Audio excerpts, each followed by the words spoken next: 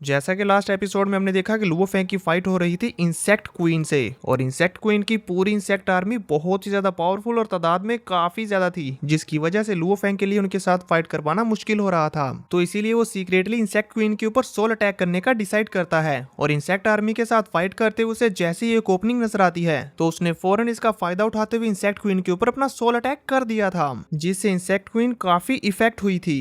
अब आगे episode start होता है, हम देखते हैं कि लुओ फेंग के सोल अटैक ने अपना काम कर दिया होता है, जिसकी वजह से इंसेक्ट क्वीन अब अपने माइंड में खो गई थी, जो देखकर फेंग स्माइल करते हुए अपने मन ही मन कहता है, मेरे स्पिरिचुअल अटैक ने अपना काम कर दिया और अब मैं अपनी वेन सीलिंग के अटैक को तुम्हारी बॉडी पर इस्तेमाल करूंगा। ये कहते साथ ही हम देखते हैं कि लुओ फेंग ने अपना वो अटैक इंसेक्ट क्वीन के ऊपर कर दिया था, जिसकी वजह से फेंग इंसेक्ट क्वीन के माइंड के अंदर घुस चुका होता है, और वहां पर पहुंचकर वो देखता है कि इंसेक्ट क्वीन के माइंड में तो बहुत सारी व्हाइट कलर्स की बॉल्स हैं। उन्हें देखते हुए वो कहता है, ये लाइट बॉल्स, लगता है कि यही इंसेक्ट क्लैन क्वीन की एनर्जी कोर्स हैं। ये कहते साथ साथ हम देखते हैं कि फेंग को इंसेक्ट क्वीन की मेमोरीज भी रिसीव हो रही थी, जिनकी वजह से उसके सर में बहुत तेज दर्द हो रहा होता है, क्योंकि ये मेमोरीज बहुत ही ज्यादा खौफनाक थी। इसीलिए वो कहता है, इसकी स्पिरिचुअल पावर तो बहुत स्ट्रॉन्ग है। अब थोड़ी देर तक दर्द बर्दाश्त करने के साथ ही फेंग अपनी वेन सीलिंग टेक्निक को एक्टिवेट कर देता है। सोल सीलिंग टेक्निक के एक्टिवेट होते साथ ही इंसेक्ट क्वीन की सभी लाइट बॉल्स गोल्डन कलर में चेंज होना शुरू हो गई थी, और फिर वो एकदम से लुओ फेंग की बॉडी के अंदर एब्जॉर्ब होना शुरू हो जाती हैं, और इसी वजह से फेंग को इंसेक्ट क्वीन की बहुत सारी मेमोरीज भी मिल रही थी, और इन सब को फील करते उसे बिल्कुल ऐसा लग रहा था जैसे कि वो इस टाइम उस जगह पर मौजूद है, और उस जगह पर हुई तबाही को देखकर वो कहता है, यहाँ पर तो बहुत ज्यादा तबाही मची हुई है, और साथ ही साथ मुझे ऐसा लग रहा है कि मैं यादों के समंदर में पूरी तरह से डूब गया हूँ। यहाँ पर फेंग ये भी देख रहा था कि कैसे दूसरे पावरफुल लोगों ने इंसेक्ट क्वीन के प्लेनेट के ऊपर अटैक करके उनके पूरे प्लेनेट को डिस्ट्रॉय कर दिया था, और फिर अब फेंग जैसे ही वहां पर मौजूद एक वेपन को टच करता है तो उस वेपन की आइस पावर्स फेंग के हाथ पर भी आ गई थी। फेंग उन्हें नोटिस करते हुए कहता है, हालांकि मैं वर्चुअल स्पेस में हूँ और ये मेरी एक वर्चुअल ओपोनेंट है, लेकिन इसकी इन मेमोरीज को देखकर ये बिल्कुल भी नहीं लगता कि ये पुरानी मेमोरीज हैं, और ये इस बैटलफील्ड पर जो ब्लड की स्मेल है ये बिल्कुल फ्रेश है। वो भी इतना बोल ही रहा था कि तभी अचानक से उसके सर में फिर से जोरदार दर्द होने लगता है, और ये दर्द इतना ज्यादा था कि फेंग से बर्दाश्त भी नहीं हो पा रहा होता, तो अपने दोनों हाथों से सर को पकड़कर वहां पर बैठ जाता है। इसी के साथ सीन कट होता है और दूसरी तरफ हमें दिखाया जाता है मास्टर कांग बू को, जो मास्टर जियो जियान के पास आकर उन्हें बताते हैं, मास्टर हमने सिस्टम में हैकिंग के ट्रेसेस को ढूंढ लिया है। किसी दूसरे क्लैन ने हमारे सिस्टम के साथ छेड़छाड़ की है, और उन्होंने हमारे सिस्टम में इंसेक्ट क्लैन क्वीन के डाटा को ओरिजिनल डाटा से चेंज कर दिया है। फिलहाल तो हमने इस सारे मैटर को टाइम पर ही संभाल लिया है, लेकिन अभी भी हैकर के बारे में मालूम नहीं हुआ कि वो कौन है। हम उस हैकर की लोकेशन को ढूंढ रहे हैं। जिस पर मास्टर जियो जियान कहते हैं, ये दूसरे क्लैन वाले हमारे सिस्टम के अंदर इस कदर घुस आएंगे मैंने कभी सोचा भी नहीं था।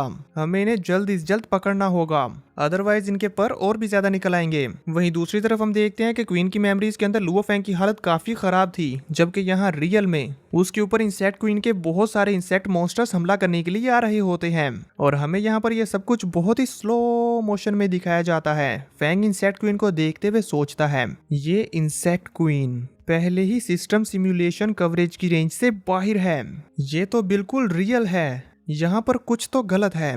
मुझे ऐसी फीलिंग वर्चुअल स्पेस में पहले कभी भी नहीं आई। फेंग अभी इतना सोच रहा होता है कि तभी अचानक से उसे महसूस होता है कि इंसेक्ट क्वीन का ऑरा एकदम से बदल सा गया है।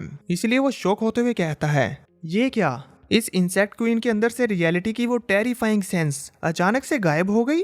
इसी के साथ स्लो मोशन सीन खत्म होता है और हम देखते हैं कि बहुत सारे इंसेक्ट सब लुओ फेंग के ऊपर हमला करने के लिए आ रहे थे, और अब क्योंकि लुओ फेंग को भी मालूम हो चुका है कि रियल इंसेक्ट क्वीन जा चुकी है, इसीलिए फेंग भी बड़ी तेजी के साथ अपने ओरा को रिलीज करता है, और उसके ओरा के रिलीज होते ही हम देखते हैं कि बहुत सारे इंसेक्ट मॉन्स्टर तो यूं ही मारे जाते हैं, जिसकी वजह से फेंग को भी समझ आ गया था कि वर्चुअल स्पेस में जो कोई भी गड़बड़ी है वो ठीक कर दी गई है। तो वो भी अपनी पावर्स को रिलीज करते हुए तेजी के साथ इन मॉन्स्टर्स को मारने लगता है, और ट्रायल टावर 7 की स्टेज 6 को क्लियर करने में लग जाता है। वहीं हमें रैंकिंग लिस्ट में दिखाया जाता है कि डेथ गॉड बोलन की पोजीशन अभी भी नंबर 1 है, जबकि लाइट वोका की पोजीशन सभी जीनियस इसमें से नंबर 8 पर है, और रोंगजुन नंबर 4 पे, और एएचएन नंबर 3 पे, जबकि फैंटम जेलास वो तो रैंकिंग लिस्ट में 128 पर होता है।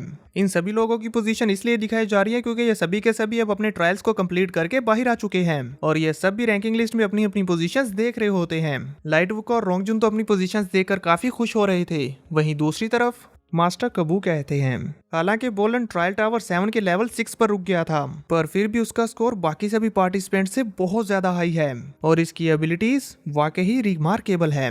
और सभी वॉरियर्स भी ट्रायल टावर से बाहर आ चुके हैं, सिर्फ लुओ फेंग को छोड़कर। वो अभी तक ट्रायल टावर के अंदर फाइट कर रहा है। उसकी इंसेक्ट क्लैन के अगेंस्ट फाइट लंबी होती जा रही है।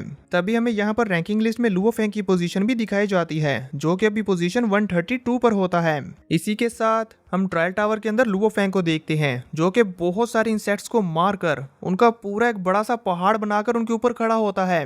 और अब इतने सारे इंसेक्ट्स को मारने के बाद वो अपने मन में सोचता है, ये मेरे लिए एक अच्छा मौका है। मैं इनके बारे में जितनी ज्यादा इन्फॉर्मेशन इकट्ठा करता हूँ, उतना ही मेरा लेवल एडवांस होता जा रहा है। जबकि मदर नेस्ट की फाइटिंग पावर भी बड़ी तेजी के साथ बढ़ती जा रही है। इसी के साथ हमें रैंकिंग लिस्ट में फैंग का नेम दोबारा से दिखाया जाता है, जो कि अब रैंकिंग लिस्ट में 81 पर आ चुका होता है। इसी बीच फैंग के आसपास बहुत सारे इंसेक्ट मॉन्स्टर्स इकट्ठा हो चुके थे, तो वो दोबारा से उनके साथ फाइट करने लग जाता है। बाहर मौजूद ऑडियंस फैंग की रैंकिंग को इतनी तेजी के साथ बढ़ता हुआ देखकर उसे चीयर कर रही होती है और साथ ही साथ बहुत खुश होती है। जबकि फैंग उन इंसेक्ट मॉन्स्टर्स के साथ फाइट करते हुए कहता है, ये मेरे लिए इन इंसेक्ट मॉन्स्टर्स के बारे में जानने की बहुत अच्छी अपॉर्चुनिटी है। फैंग की रैंकिंग को इतनी तेजी के साथ बढ़ते हुए देखकर सभी वॉरियर्स बहुत हैरान हो रहे थे कि आखिर कैसे कोई ऐसा कैसे कर सकता है। तभी इसी बीच हमें यहाँ पर 9th प्रिंसेस को भी दिखाया जाता है, जो गुस्से के साथ टेबल के ऊपर पंच मारते हुए कहती है, ये बहुत बुरा है। अगर ये ऐसे ही चलता रहा तो फिर तो एम्परर पूरी तरह से लुओ फेंग और 3x माउंटेन का साथ देंगे। ये बिल्कुल भी अच्छा नहीं है। इसी के साथ सीन कट होता में दिखाया जाता है लुओ फेंग को, जो कि इंसेक्ट क्लैन के मॉन्स्टर्स के साथ तब तक फाइट करता है जब तक कि उसकी पावर्स ड्रेन नहीं हो जाती और वो हार नहीं जाता। अपनी पूरी जान लगा देने के बाद जब वो कंपटीशन से बाहर आता है तो वो देखता है कि रैंकिंग लिस्ट में अब उसका रैंक नंबर 3rd पर होता है। फैंग की इस कामयाबी को देखकर मास्टर कांगबू भी काफी खुश हो रहे होते हैं, क्योंकि लुओ फेंग यहाँ पर पूरे यूनिवर्स के जीनियस इसमें से नंबर 3rd पर आया है। और ये देखकर ग्रैंडपा हारग्रेव बेचारे तो अपने थ्रोन पर गिर चुके थे, जबकि 9th प्रिंसेस गुस्से में अपने दांत पीस रही होती है। तभी उनके पास एम्परर का भेजा हुआ एक ऑफिसर आता है, जो एम्परर के ऑर्डर्स को उन्हें बताने के लिए आया था। वो उन्हें एम्परर के ऑर्डर्स बताता है, हारग्रेव आप किंगडम को काफी अरसे से मैनेज करते आ रहे हैं और आपने किंगडम के लिए बहुत हार्ड वर्क भी किया है, और अब हम 3 वर्ल्ड मास्टर लेवल इंडिविजुअल्स को आपके पास डिप्यूटी जनरल बनाकर भेज रहे हैं मैनेजमेंट को असिस्ट करने के लिए। और इसी के साथ साथ हमने ब्रोलिन को किंगडम एथिक्स टीम का हेड बना दिया है। ये सब कुछ कल से शुरू होगा। ये ऑर्डर सुनाने के बाद वो ऑफिसर वहां से चला जाता है। उसके जाते साथ ही ब्रोलिंग जोर के साथ जमीन के ऊपर किक करते हुए कहती है, उन्होंने मुझे एक बेकार सी पोजीशन दे दी है। और फिर वो और भी ज्यादा गुस्सा करते हुए कहती है, उन्होंने किसी और को भेज दिया आपकी जगह लेने के लिए। इसके पीछे जरूर 3x माउंटेन का ही हाथ है। वो सिर्फ एक प्राइवेट ऑर्गेनाइजेशन है। क्या एम्परर ये सब सिर्फ लुओ फेंग की वजह से कर रहे हैं? ग्रैंडपा, मैं ये सब नहीं मानूंगी। जिस पर ग्रैंडपा हारग्रेव कहते हैं, ना चाहते हुए भी हमें ये मानना ही होगा। वो लुओ फेंग सिर्फ एक कदम पीछे है और वो ऑलरेडी वर्चुअल यूनिवर्स कंपनी के कोर लेवल में इंटर हो गया है। किंगडम के कैरेक्टर के अकॉर्डिंग कोई भी उसे ऑफेंड नहीं कर सकता। अपने ग्रैंडपा के मुंह से ये सारी बातें सुनकर 9th प्रिंसेस को बहुत गुस्सा आ रहा था, पर बेचारी यहाँ बिल्कुल बेबस होती है। वहीं दूसरी तरफ हमें दिखाया जाता है नोलांसन क्लैन को, जो कि अपने स्पेसशिप को लेकर बड़ी तेजी के साथ यूनिवर्स में कहीं जा रहे थे। हम नोलांसन क्लैन के हेड को देखते हैं, जो कि अपना सर पकड़कर बैठे हुए थे। तभी उनकी एआई उनके पास आती है और कहती है, सर हमारा स्पेसशिप हिलियोंगशन किंगडम की टेरिटरी से निकलने ही वाला है। ये सुनते साथ ही क्लैन लीडर को कुछ याद आता है और हमें उनकी एक पुरानी मेमोरी दिखाई जाती है, जहां पर वो बोल रहे थे, जिसके पास पावर होती है वही यूनिवर्स में रूल करता है। ये सोचकर वो निराश होते हुए कहते हैं, ये वाकई ही रूल है।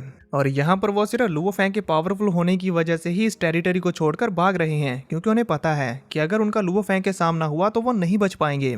अब इसके बाद हमें दिखाया जाता है लीडर होंग को, जो कि यूनिवर्स में बैठे अपने मास्टर के साथ कल्टीवेशन कर रहे थे। तभी उनके रिस्ट डिवाइस पर नोटिफिकेशन आता है, जिसमें लुओ फेंग के जीनियस बैटल में 3rd नंबर पर आने की न्यूज आ रही थी, जिसे देखते हुए वो कहते हैं, कांग्रेचुलेशन 3rd ब्रदर। वही रोंगजुन भी लुओ फेंग को रैंकिंग लिस्ट में नंबर 3rd पर देखते हुए कहता है, लुओ फेंग अब तो मैं तुम्हारे साथ और भी ज्यादा फाइट करना चाहता हूँ। अब इसके बाद वहां पर आते हैं मास्टर जियो जियान, जो अनाउंस करते हुए सभी जीनियसिस को बताते हैं, ट्रायल टावर का सिलेक्शन टेस्ट खत्म हो चुका है। रैंकिंग लिस्ट के according top 1000 participates final selection में पार्टिसिपेट करेंगे, और इसी के साथ उन सभी टॉप 1000 वॉरियर्स के नाम वहां पर शो किए जाते हैं। तो अब मास्टर जियो जियान फाइनल सिलेक्शन के बारे में बताते हैं कि इसमें क्या होगा। इस फाइनल सिलेक्शन में 1-on-1 मैच होंगे और कंपनी इन सभी 1000 वॉरियर्स को ग्रुप्स में डिवाइड करेगी, जिसमें 1-on-1 फाइट करने के बाद सभी वॉरियर्स एक दूसरे को हराते हुए आगे बढ़ते जाएंगे। और अब इसके बाद वो फाइनल बैटल के प्राइजेस के बारे में बताते हैं, जिसमें रैंक 101 से लेकर 1000 तक के वॉरियर को 10 हुन युआन प्राइज के तौर पर मिलेंगे, और साथ ही उन्हें कल्टीवेशन करने के लिए एपोकलिप्टिक ए रीजन में जाने देंगे। ये सब कुछ कोइजन भी बड़े ध्यान से सुन रहा होता है। और रैंक 11 से लेके 100 तक के वॉरियर्स को 100 हुन युआन प्राइस के तौर पर दिए जाएंगे और साथ ही उन्हें कल्टीवेशन के लिए sky and earth air zone में जाने दिया जाएगा। ये जानकर कोइजन काफी हैरान होता है। इसके बाद मास्टर ज्यूजियान आगे और बताते हैं रैंक 3 से लेकर 10 तक के वॉरियर्स को 1000 हुन युआन प्राइस के तौर पर दिए जाएंगे और उन्हें कल्टीवेशन के लिए अर्ली एयर जोन में जाने दिया जाएगा। ये सुनकर तो कोइजन बेचारे का मुंह खुले का खुला रह गया होता है। तभी मास्टर ज्यूजियान और बताते हैं रैंक 1 और 2 के वॉरियर्स को 10,000 हुन युआन प्राइस के तौर पर दिए जाएंगे और उन्हें कल्टीवेशन के लिए एंशियंट एयर जोन में जाने दिया जाएगा। ये सुनकर कोइजन का मुंह तो इतना ज्यादा खुल चुका था कि उसके अंदर मक्खियों का पूरा झुंड घुस जाए। फिर वो अपने मुंह को संभालते हुए कहता है इतना ज्यादा। अब फिर हमें कोइजन हुन युआन्स के बारे में बताता है कि आखिर इनकी वैल्यू क्या है। वो बताता है कि एक हुन युआन 1 ट्रिलियन यूनिवर्स कोइंस के बराबर है और 33 ट्रिलियन क्यानवू कोइंस के बराबर है। और अगर मैं इन्हें हिलियोंग कोइंस में एक्सचेंज करूं तो फिर तो ये 33 लैक्स ट्रिलियंस बनेंगे। कोइजन तो ये सब सोचकर बहुत ज्यादा एक्साइटेड हो रहा होता है, जबकि वहीं दूसरी तरफ जितने भी जीनियसिस इस बैटल में सिलेक्ट हो चुके थे वो सभी के सभी ये सोचकर बहुत ज्यादा खुश हो रहे होते हैं कि 10 हुन युआन तो कंफर्म मिलने ही मिलने हैं। जबकि फैंग इन सभी रिवॉर्ड्स की तरफ देखते हुए सोचता है प्राइज में 4 तरह के एयर जोन्स के बारे में बताया गया है। इसी से हमें पता चलता है कि फैंग को एयर जोन्स के बारे में बिल्कुल भी नहीं मालूम। अब इससे पहले कि वो बाता उसे इसके बारे में और भी डिटेल में बताती तभी ये एपिसोड यहीं पर खत्म हो जाता है। तो देखेंगे नेक्स्ट एपिसोड में कि आखिर ये एयर जोन्स क्या हैं। और अगर आप लोग चाहते हैं कि नेक्स्ट एपिसोड भी आपको जल्द से जल्द मिल जाए तो इस वीडियो के नीचे 1000 कमेंट्स कंप्लीट कर दो और नेक्स्ट एपिसोड आपको कल ही मिल जाएगा।